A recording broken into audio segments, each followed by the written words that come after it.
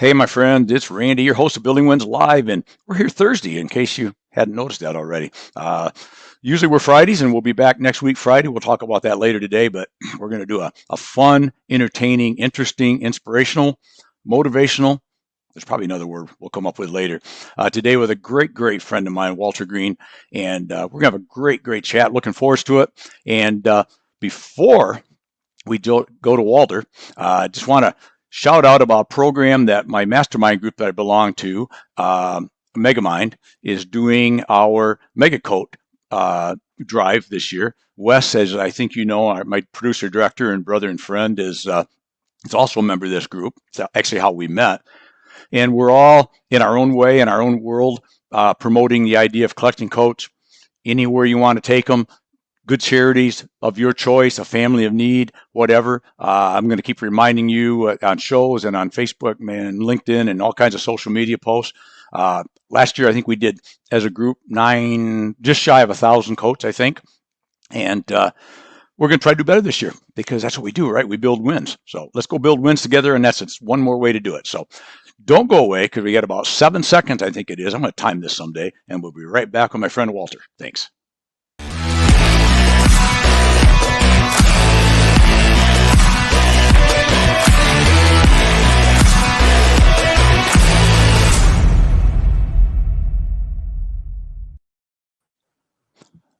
There he is, Walter. How you doing, my friend? Doing great. Thank you, Randy. Man, look at you. You're looking good. Are you reading all those books or just one at a time in the background? One at a time, yes.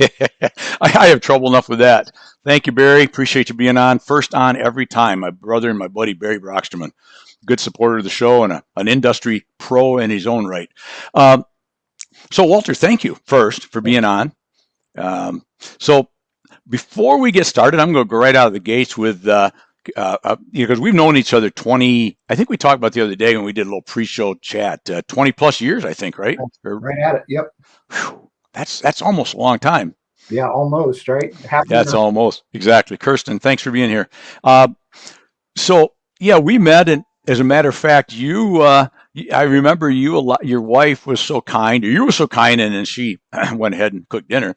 I might have been an uninvited guest, who knows, but I had dinner at your house, 15 years ago, maybe 16 years ago. Like yep.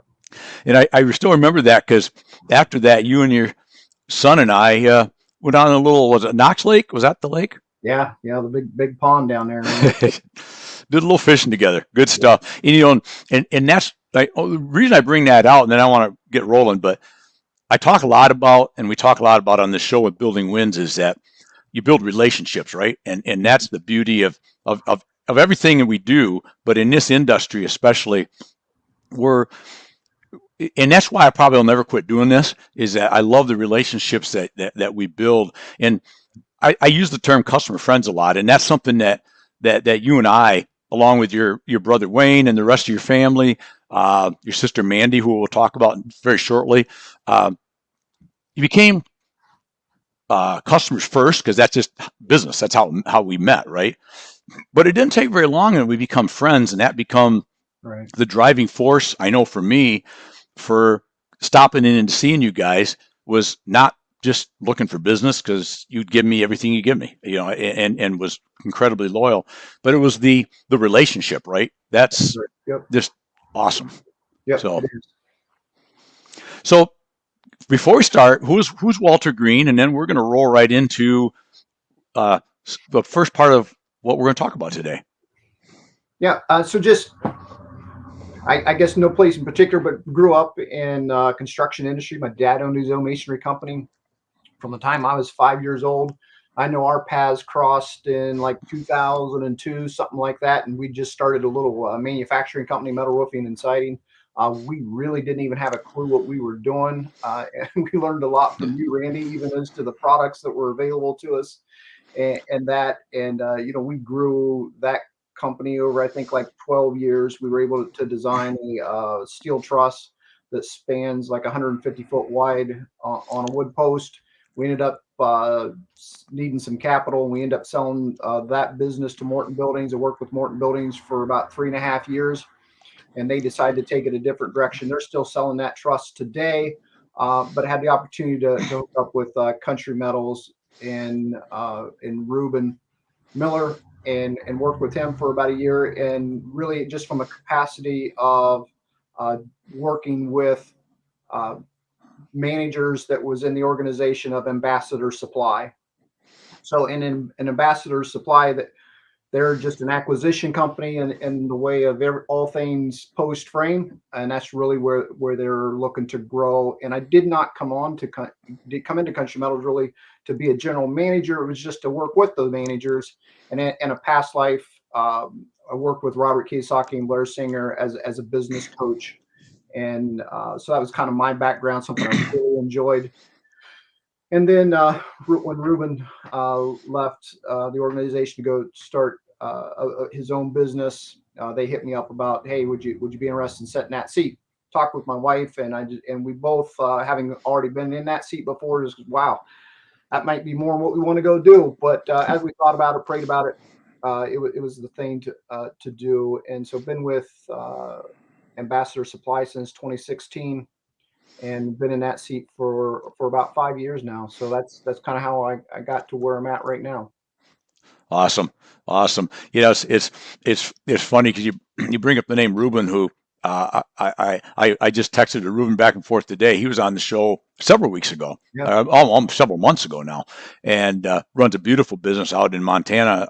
Triad Building Components, Yes. and Country Metals is one of those things that I was involved with working with the original owner, Paul Reif, back Mhm. when he didn't even have in the old building, he didn't even have it finished. It was a desk, Right. and it was so it's that kind of segues back to what I said earlier about building relationships, and just it continued. A lot of the people that you worked with in past years are with you at Country Metals, Mhm. and so that's a beautiful thing too. It's like old home week, right? When I It come is. back in, I see people that I've known for many years. Um, so Walter, let's talk about uh, your sister, because I Sure. think that's the first area, and I'm just gonna tell folks that this story is a story that I have heard spoken by Walt many times. It's a story that uh, I got to know your sister Mandy well with you and your brother and your mom and dad and everybody else back years ago. But it's a very inspiring story, and I think you will agree that it's a story that led you to where you started the next phase of your life, right? And what you went through and what you did. So let's take a few minutes, and unless there's something pops in my head, I'm just going to do my best to shut up. And I'm a sales guy at heart, right? But and tell us the story. Yeah. So just, and I would just ask the question, how many of you ever had, that life defining moment, or something that happened in your life that you said, hey, this was a big part of who I am today. And when this is the story that I would say forever has defined my life, my mission, what I'm passionate about. And it's not a story that I was looking for or anything like that. Born into it. My mom and dad, they had three boys. I was the oldest. And then dad said to make it fair, he had three girls. I don't know how he pulled that off, but somehow he evened up the score. But anyways, my middle sister Mandy, when she was a year old, she was diagnosed with a disease called histiocytosis. And just to simplify that, it's just the histocytes in your blood are there to clean it. Hers overreacted and ate her blood cells, and even did more than that. It would even, start to eat holes in her bones and skin and all kind of stuff. And it would be the way it manifested itself too was just that as she would bleed, I mean, as it would eat her, blood cells, her platelets would get low and she'd bleed. And not to try to be too gross, but just so that you understand the scope of it. I mean, she outer ears, outer nose, and we literally mopped it up in the way of buckets and diapers and stuff like that. And so we lived in Newark, Ohio at the time, and it was as fast as we could. When Mandy would start to bleed, it was as fast as we could get to Children's Hospital, uh, and in that hour time, and it was roughly about 50 some minutes to get there from our house. She would almost completely bleed out, and several times we got her to Columbus. There was just really wasn't much in the way of even blood left in her, and we lost. her eyes set back in her head. We almost lost her on a trip. And so this was my life for a couple years. There was just this constant back and forth to the hospital, many days spent there, and then life was just always interrupted. No matter what we were doing, if we were in the sandbox at the time, or we were at the dinner table, or if it was the middle of the night, it didn't matter. It was always, the mission was keep Mandy alive at all costs. And the disease, I think there was only like 25 people in the United States at the time that even had this disease. And, there was a 1 chance in a million, if I'm being generous on the survival rate of it. And so it was just that it was every day. And you can imagine having an infant and they never grow up, in the sense that you couldn't ever leave Manny unmonitored, because if you left her alone for 2 hours in the middle of the night, she could have bled out in that period of time. So 2 years into it, Manny was in the hospital for, I think during that period of time, like 90, she was in the hospital for over 90 days. And the insurance company defaulted on my father during that period of time. And they'd overdosed her on prednisone and did some additional bone damage there. Not any fault of the doctors, just everybody was scrambling to try to get something that would even help her retard the disease. And so now Dad, he owns his own construction company. He's trying to take care of all of those bills that come with raising a family of 6, as well as take care of all the medical bills. And there's just, Randy, there is straight up not enough money to go around to make all that happen. And it's just every day it's just bleak, and every day you get up and nothing changes, and there's no hope. There's no guarantee. There's nobody you can even look up who's ever survived it. That was the world that I grew up in. But it was just every day you just do that day. And you do a head count every night, and there are still 6 kids, and there's still mom and dad. And so that's how we define success, right? Is that we're all still here. And there were times, like I remember one time in the middle of the night, Mandy started choking, and here she's bleeding again. Dad and grabbed me and got me out of bed, and we headed off to the hospital, grabbed the bucket and the diapers, and off we go. And as the closer we get to Columbus, you just start to do the count. You're looking at what you've mopped up, and you look how big Mandy is, and she's just still pretty small little thing. And you just go, man, there just can't be much left here. And we were on 270 headed towards 70, going south. And there's this barrier where it separates the turnoff lane to going on around 270, and Dad missed the exit. So here we are separated, in the middle of the night from the exit. And so it's quite a ways down the road there, another 10, 15 minutes to get down, just to get turned around and then come back. And I just remember how afraid I was as I'm mopping my sister up, just going to, this is the time, on my watch that we don't make it. And just that fear of, the what if all the time. And I just remember how relieved I felt when we pulled up to that hospital door in the emergency room, and I get to hand her off to the professionals, right? Yep. And as all of that piles up, back then, Randy, the wolf actually came to the door and knocked on the door. So when the bill collectors, they didn't, it wasn't like today. They went and knocked on the door. And I remember so many times Mom would come back, from answering the door in tears, because the wolf was at the door again. The IRS wants all the audits, and where'd all the money go, and what are you doing? And it all starts to close in. It all starts to get real tight. 4 years into it, there's she had over 900 units of blood in a 4-year period of time. And the doctors had to break the news to Mom and Dad, just say, hey, we've covered this nut for 2 years. And we've done everything we know to do for Mandy. There's really not much else we can do here. Put your house in order, and Mandy's not going to make it. There's not much more we can do for her. So if you put yourself in that place where for 4 years that was your life, and then the only lifeline you have says, we're tapping out, we're done. That's the insurance companies. And the doctors, right? And the doctors too. Yep. So the insurance company 2 years ago had defaulted. Okay. So we've gone 2 years trying to pay bills on a Mason's salary, right? You can do the math on that. And it's just, so and I remember, and I'm just, I hope my dad's okay with it, and I love my dad, and he's a good guy. And so when I say what I say, just I only say this so that we understand what it really looks like sometimes, where you're in that deep and you're in that dark, and place is, dad. There were a couple times he called home and told mom he was going to hit a bridge because he couldn't Wow. do it anymore. Yeah. Right? There was there was the night that dad set up with the shotgun in the front room. Wow. And you were how old then, Walt? How old were you at this time? That all started when I was 11, so Wow. 11 to 15, something like that. Hmm. So I just say that just to go, because even if we look at today, no matter where you're at, there are people going through tough stuff right now. Yep. Right.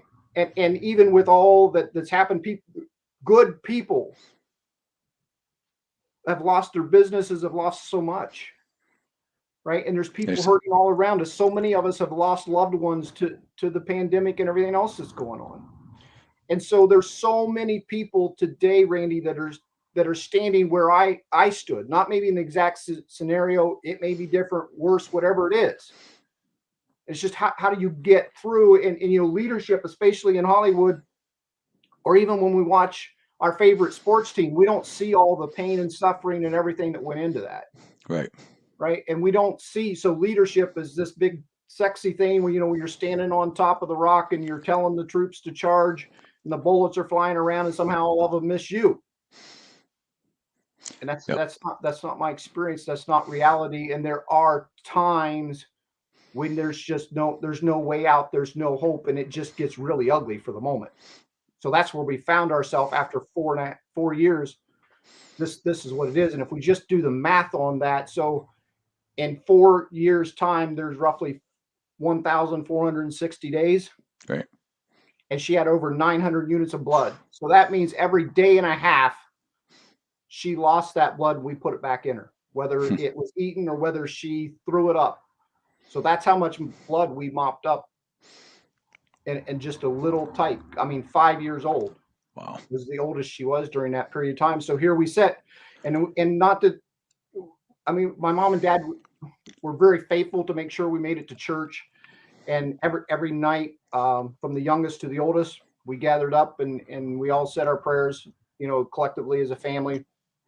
And dad, when the nights he was home, would read a little bit from the Bible. And there wasn't a day that we would not have prayed for Mandy, in her healing, because we just believed somehow, all this would work out. But I know there was a long period of time there, Randy, where I don't know that I didn't believe anymore, but you pray and you don't feel like the prayers ever leave the ceiling. So here we sit 4 years later.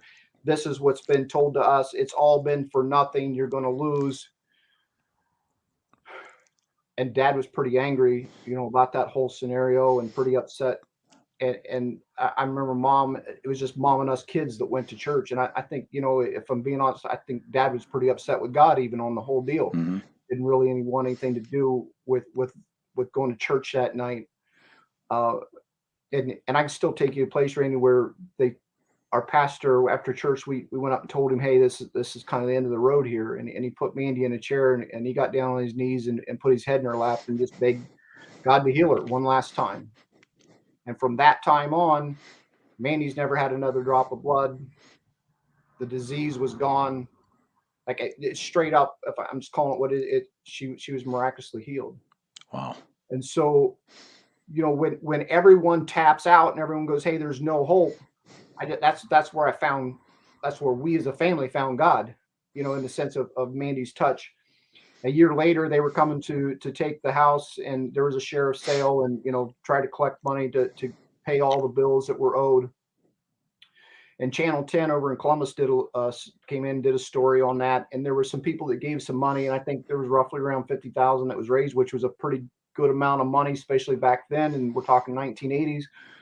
And at the same time, it didn't come anywhere close to covering the nut. And the day of the sheriff's sale starts, and the TV station was there, and a lot of people were there, just to see what they could do to help and everything. And the family, we were back home, and we were putting a sign in the front yard on poster boards. We put a letter on each poster board, and we strung it from one tree to the next, and it said, "Thank God for friends," because here we are losing our home, but at least the effort, everybody had really chipped in, and we were just grateful that we had people that cared enough about us to even try to give it a go. Right. But as that sheriff stood up to start the sale, this gentleman walks in, and he shuts the sale down, and the people were upset that, hey, what's going on here. But this gentleman, he was a multimillionaire. He ended up flying out in his helicopter, landed in our front yard, paid off all our debt. He gave us a new minivan. His high-powered attorneys took care of all the legalities of it, and he burned we did a mortgage burning right there. And so in one day, all the debt was wiped out with a new minivan. And he was so touched by it, he said, "Hey, meet me down there at Newark Airport. I'm gonna take you to Disney World in my private jet." So we climbed in his jet, all us kids and mom and dad, and we flew to Disney World. He rolled out red carpet when we landed down there at the airport. We didn't have a TV. We didn't even know what it was. It's pretty special stuff, though. He gave us all a big Mickey Mouse. We had big stuffed Mickey Mouse, and it's huge Mickey Mouse. So us boys all got Mickeys, and the girls got Minnies. And my Mickey Mouse, if I were to take you out there in my front room, it doesn't match the decor, but it still sets in my front room. I'm sure it does. Right, and it's that pile of rocks. If I could bring out a Bible example here, when the Israelites crossed the Jordan, when they got on the other side on dry land, because God parted the water so they could get to the promised land, they went and stacked up a bunch of rocks. And they said, "We want to put this pile of rocks here so we can bring our kids back, and we can go, hey, there was a day when God rescued us, and this is where it happened." And that's my Mickey Mouse, right? That's Yep. my pile of rocks that says, hey, no matter what happens. And I find it interesting that when the doctors gave up and everyone gave up on Mandy, that's when God showed up and touched her. The day of the sheriff's sale, not the day before or weeks ahead of time or whatever. The sheriff, I can show you the footage. I have it, where the sheriff is in front of the room, and the sheriff's sale gets shut down, and it's all cleaned up. It's wiped out. They said Mandy would never walk. They put braces on her legs. She's walking. She has 2 beautiful daughters today, right? All of that was impossible. All of that was never supposed to happen. They said, okay, she's well, but and there's all these other things. And Randy, these are 2 little miracles, and I can fill you up with a couple hours, just straight miracles. That's just my experience. And at the same time, it's that dark at times. It's that, like, I don't know how I'm going to put one more foot in front of another. It hurts too bad. I can't do it. But I promise you, if you hold on, right? Had we at any point given up on Mandy, or we said, no, let's go ahead and finish dinner first, right? Mm-hmm. There's no opportunity for the miracle. Right. Wow. I've heard the story several times, and it's wow, that's an incredible story, and it's a story I think that everybody will benefit from hearing. Wow, it's well, Kirsten, she said that brought tears to my eyes. Amazing. I mean, it's an amazing story, and it tells you that most of us, we all have issues. We all have stuff, whatever that stuff is. But luckily, most of us don't have anything quite that life-altering, right? And so this idea that sometimes life sucks, it's never going to be okay. I think that's your whole point is, yeah, it can be, right? And it will be if you have faith and believe that it will be. Yep.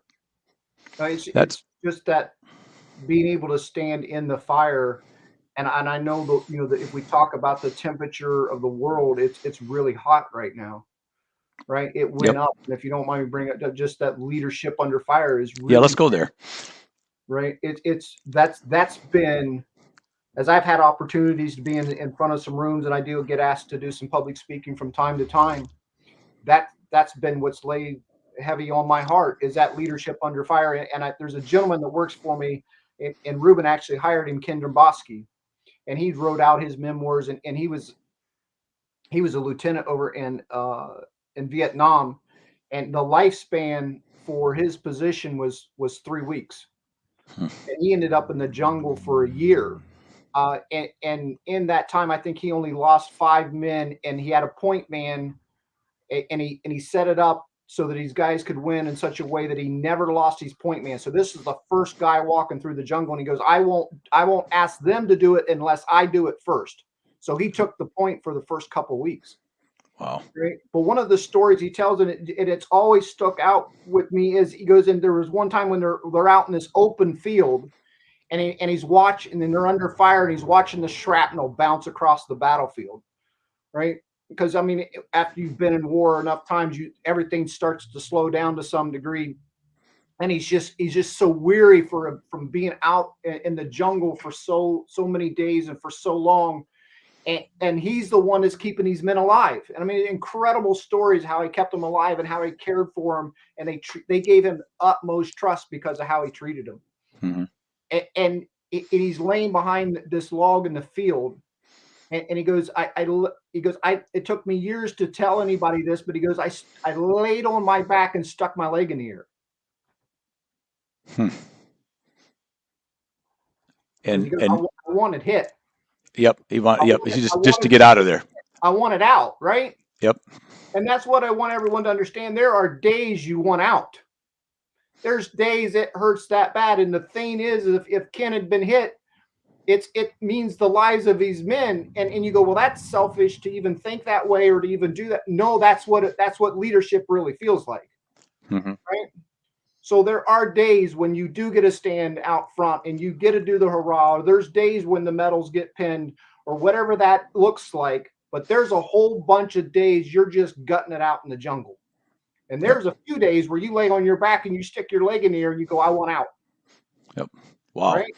Exactly. That's how real it is. And that is leadership. And that's what we don't get taught. That's not that stuff doesn't get shared with us. And so all those who are out there hurting in the leadership positions, just like my father sitting in a front room with a shotgun, it hurts that bad. Right? That's how intense it can get. But the thing that I know about my dad is every day he still showed up.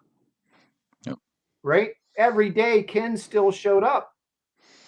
So that's my encouragement. The challenge to you is just show up the next day. And it's not about conquering, in Ken's case, Vietnam, because Vietnam was unwinnable. It wasn't about my sister's healing, because that wasn't even on the table. Like, that wasn't even really an option. It's just show up today. And the win is only today. The head count, there's still 6 kids. There's still mom and dad. We win. Yep.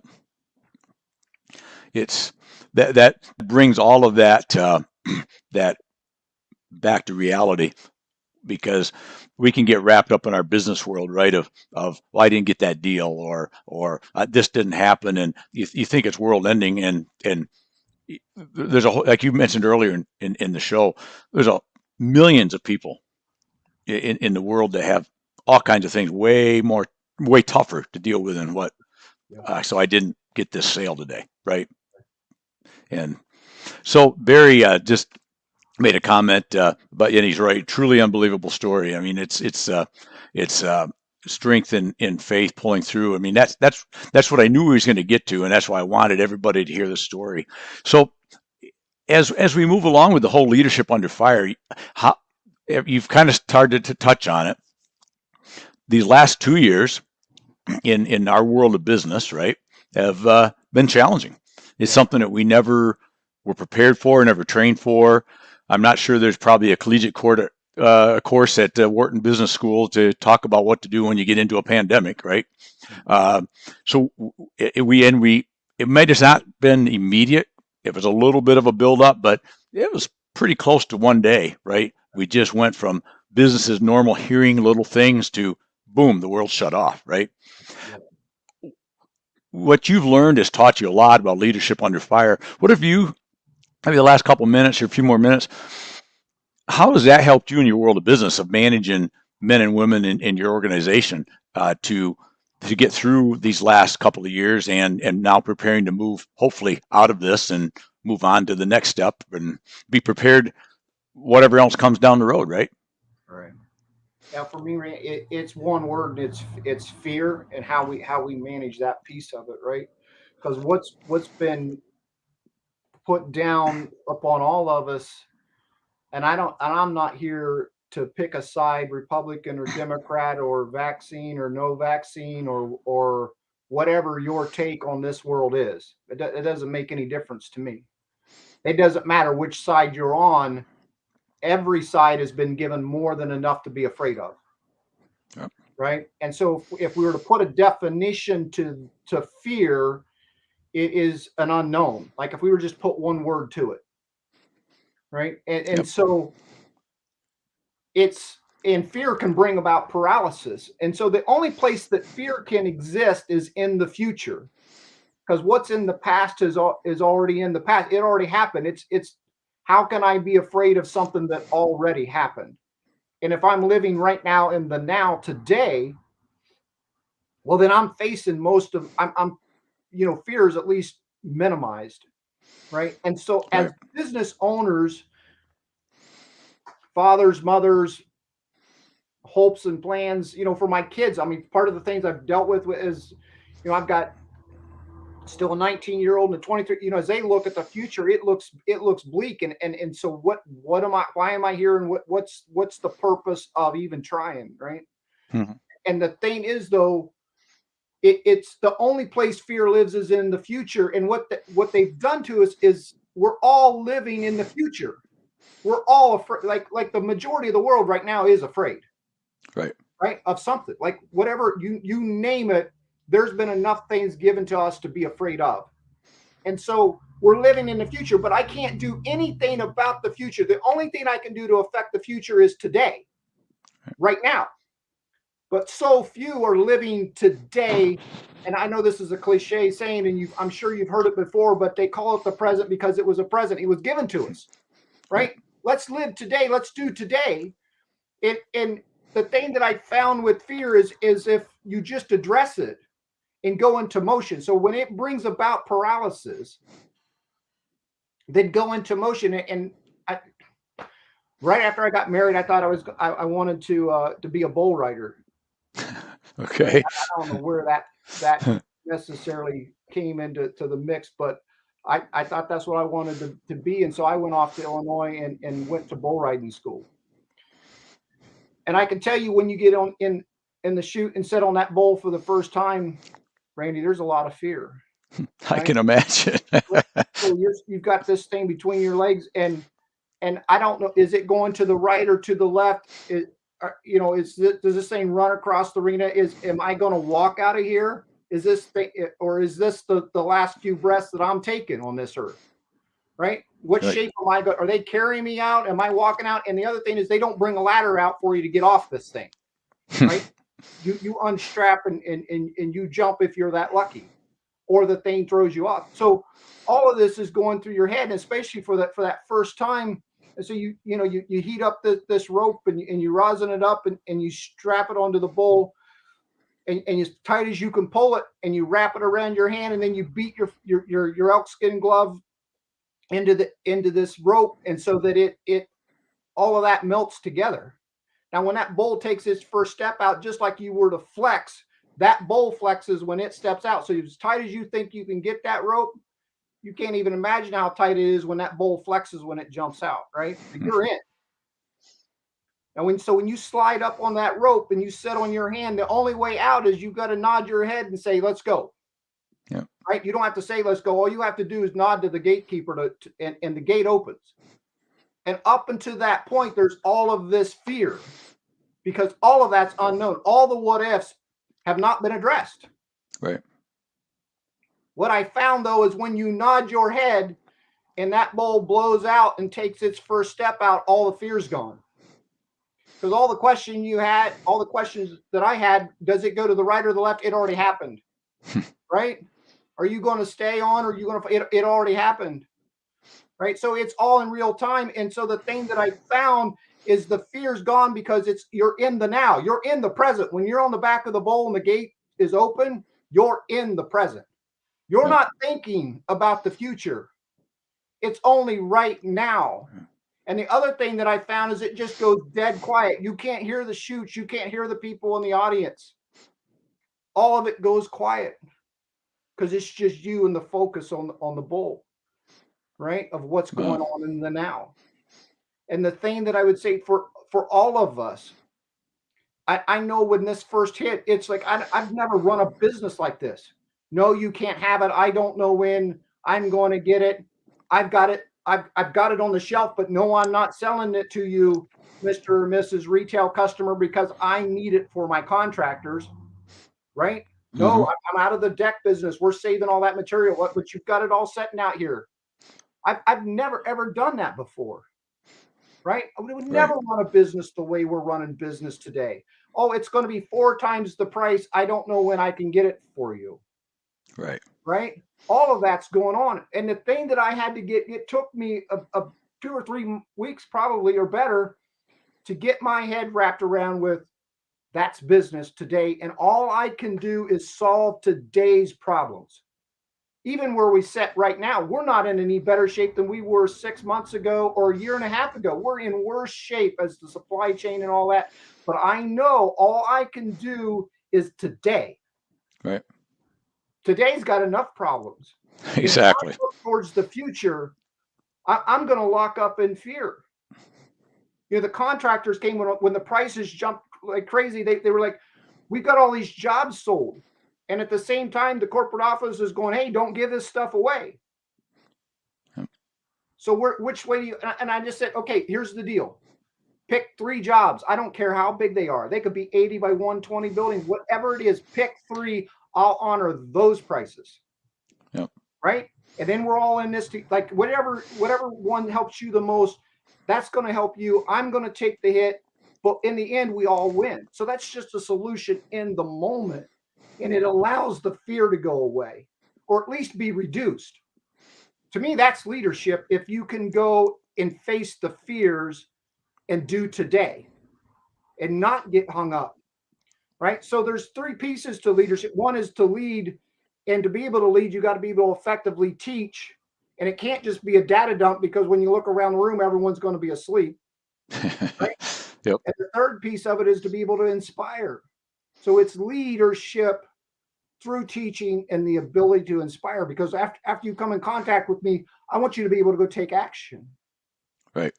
And we can only win through the energy that we put towards things. So energy is born of thought. It's an idea, right? It's a hope. So if we were to take vacation and go to Disney World, I promise you don't wake up on the day it's time to go get on the airplane to go to Disney World and go, man, I'm just really not feeling it today. I'm too tired.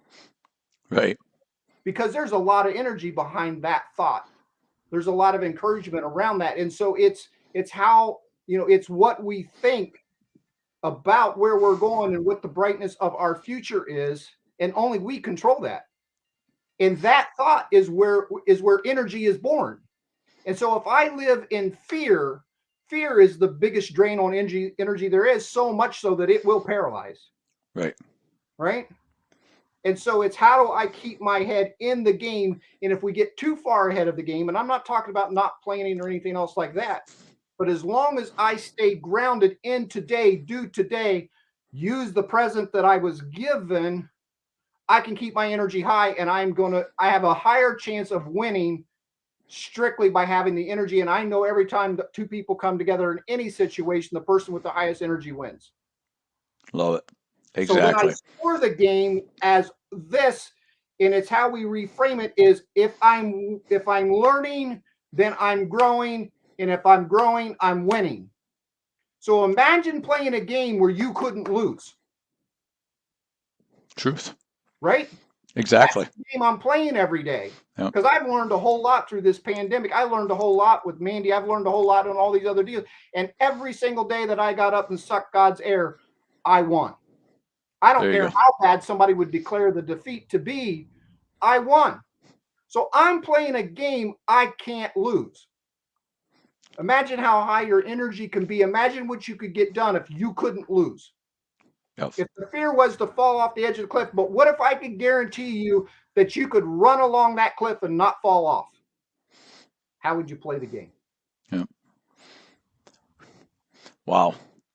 Play the game. So action. So, and I think you hit on something just to circle back real quick, because I really love that is we've got to get away from that paralysis that happens when we think about fear. And it's almost like do something, even if it's wrong. It's almost better than doing nothing and sit and think about it, because all a mistake is okay, I don't want to do that the next time, right? But you still learned and you still made a move forward, right?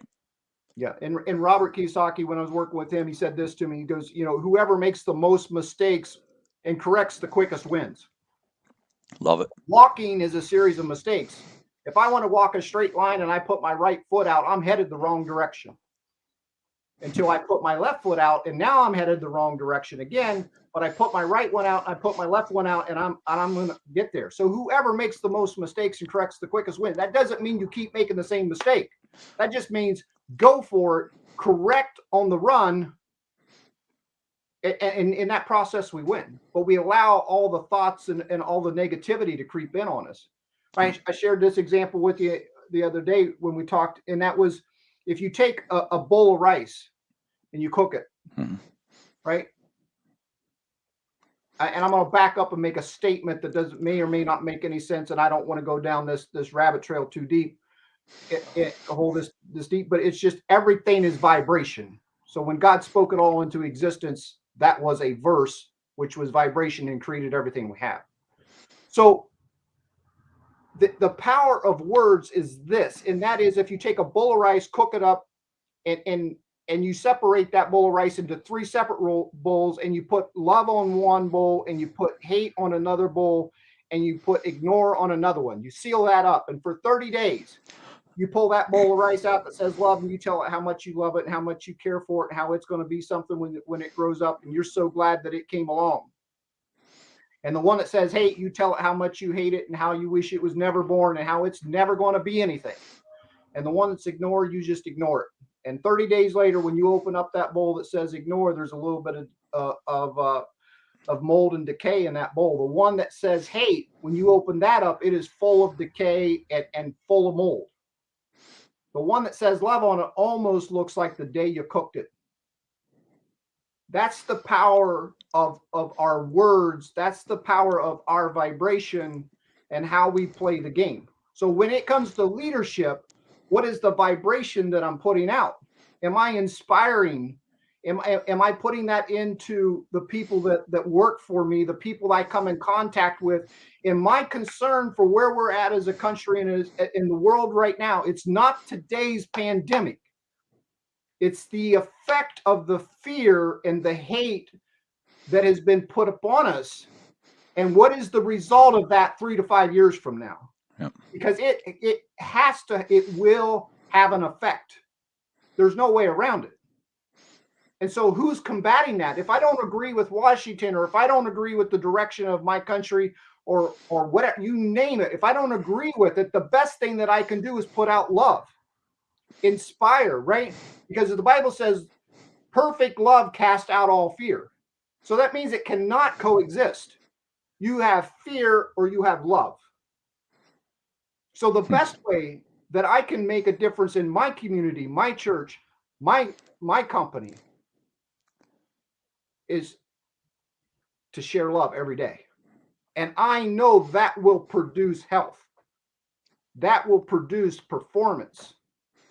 It produces, as you know, the statement that we have in Ambassador is that it's high care, high trust, high performance. Wow. I like that. So you're in the whole theory is something, and a lot of people talk the game, but they don't live the game, right? Is you and it's been said a lot of different ways, and I've never heard it said better, to be honest, my friend. Is you're always going to get back what you put out, right? If you put out positive, it positive just finds you. Maybe not always. There may be stumbling blocks, like you said, but if you just continue with the positive and don't give in to the fear, you will win. Right. Except for, as our friend Eric Bam popped up, he is afraid of Randy, which he should be. Sure. Because he doesn't like pineapple on pizza. I know that's a whole different way and a whole different thing, but he's just wrong. But anyways, I digress. I think one of the other things that the difference between the world class performers and those that just play the average game is there's a lot of people running around thinking that the world is doing it to them. Like all of it, I can't get ahead, or this always happens to me, whatever that negative thought is, right? And the world is stacked against them. Where the world performers, the top performers, are thinking that the world's in collusion with their success. Imagine living in a world where you thought the world was in cahoots with you to make sure that you succeeded. Yep. Right. And you can't win. You can't lose. Right. I can't lose. Which one? Right.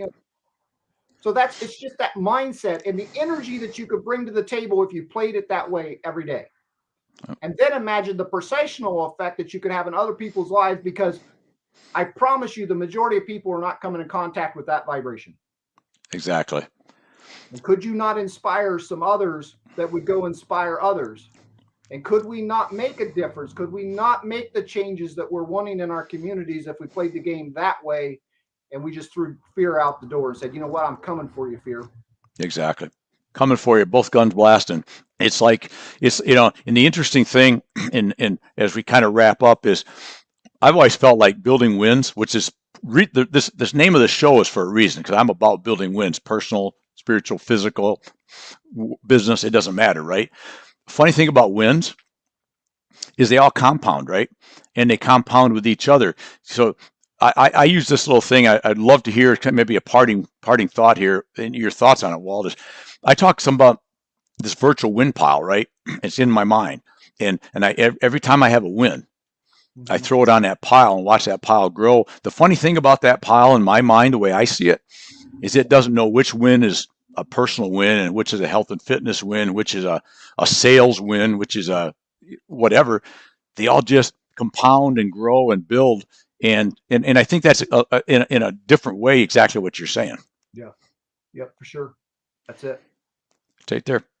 Just go build wins every day, right? Because that builds the energy, and again, highest energy wins on the thing. So it's just a couple things here. So Eric, or my buddy Eric Bam, he's another friend from our mastermind group, Megamind. He says, "I believe the universe is conspiring to only do great things to me." That's right. That's brilliant, is it not? Yeah, for sure. I can hear his head growing a little bit, but he said we all have different starting lines, but we control our own strides. That's correct. Beautiful, good stuff, Eric Bam. And Eric's almost perfect if he just like, again, pineapple on pizza, but that's just a story that I never let go, because he and I first met, and we've hung together, we've ate some pizza together, and we first met virtually, and then and it all started over a discussion online someplace about pineapple on pizza. He's from the pizza world, so that's the reason that's interesting and funny, probably more to me than anybody else. But so, Walt, touch on something here, because got so interested in what you're saying. I almost forgot that I'm here. But the book. Tell us about the book. Is it Living on Faith or Living in Faith? What's the name of the book? Yeah, it's Living on Faith, Grace, and Bonfire. So this was about a 9.5-year project. Not that it takes 9.5 years to write a book, but just came in contact with a lady that I'd worked with for a while, just in the business world, and Maria, we became good friends. And I just felt impressed to ask her. She'd never written a book or anything like that. Just said, "Hey, would you jot down some of this stuff that we've gone through as a family?" And she embraced that with all her heart. So I didn't know this last Friday, but I went to a meeting with her and the publisher, and I thought, we were talking about something different. And what they dropped on me was that, hey, this book is out and available, and it's on Amazon. So it took me about 15 minutes to get myself put back together. But at the same time, as I said to you, it's interesting that our time matched up together, and just know, like with this, none of this money goes to me. It does go to help my little sister out in some of the stuff that she's still dealing with. But I want know from the bottom of I want it to inspire others. I hope that if you've had the opportunity to either listen to this after the fact or you've been a part of this, that my whole goal in life is that if you come in contact with Walter Green, that you don't leave the way that you met me. You should feel different, right? Yep. And I want it to be from the place of that you get to see God, you get to see Christ through me, you get to feel something that the rest of the world, that when you come in contact, that you don't feel, right? And if we just all live that way, that's my thing. Is the whole reason for self improvement, or to study, or to do, the journey you've been on, Randy, even all these podcasts and everything else that you do, it's to inspire others. Yes, we pour into ourselves, but the only reason to pour in is so that we can have a greater effect on those around. Exactly. Right. And that's my thing. We have no way of knowing. My boss the other day said to me, he goes, I used to skip through all the begats in the Bible. But he goes, what hit me was that, and this came from Brad Crawford. He goes, what hit me was that this person begat this person, begat this person, which begat this person, and ultimately that person begat Christ. What if I'm just one of the begatters, if we could say it that way? Yeah. I don't have any way of knowing who I beget and what they will beget, and the effect of that. And we may never ever know that, but may I be where I need to be. May I inspire everyone that I can come in contact with, and who knows what the processional effect of that is. And when I talk about procession, I mean drop a rock in the water and you have this ripple effect. I know the rock I dropped in, but I have no way of knowing where those ripples are going to go. Right. But they go, and you keep doing them. Yep. Awesome. Last thing from old Barry. He said, absolutely great episode today. Life lessons. People are going to love this. And buy the book, folks. Buy the book. I am going to buy the book tonight. I should have told you I had it, and I could have held it up and shown you, but I didn't act that fast. But anyway, it's going to be a good read, especially having been close to a 25-year friendship already, 22 years, 21 years, whatever it's been. So, Walter, awesome. Thank you for sharing 53 minutes time we get done of your time with us today. It's been inspiring and awesome. Parting words, my friend? No, I just thank you for the opportunity, and just know, and I know there's whoever may watch this, we may never ever meet, but know that I love you, and that I just want everyone again to walk away inspired. Go make that difference for those that you come in contact with. Spot on, my friend. Thank you, buddy. Mm-hmm. We'll catch you in a minute. Back in the green room, we'll have a grape and a soda together. All right. Thanks. All right. Thank you, my brother. All right, folks. Whew. That was a lot of stuff, and that was a lot of incredible stuff. I knew this was going to be awesome today, but I got to develop an idea of rating awesome. But if this was a 10 scale, that was a 20 at least. So well done, my friend. And everything he talked about, I can tell you there was no BS, if you will, there, because as I mentioned early on the show, I've spent 20 years knowing Walt, and a lot of this journey he's been on. So this is a story that is accurate and from the heart and truth, and we can get inspired by it. So great stuff. So next week, no show tomorrow because we did the special edition today. Next week, Friday, we're going to, and it's going to be an interesting, I never was meant to be a segue like this, but Walter did a nice job at one point in our conversation talking about where we are in the changes in the world, and labor is one of them.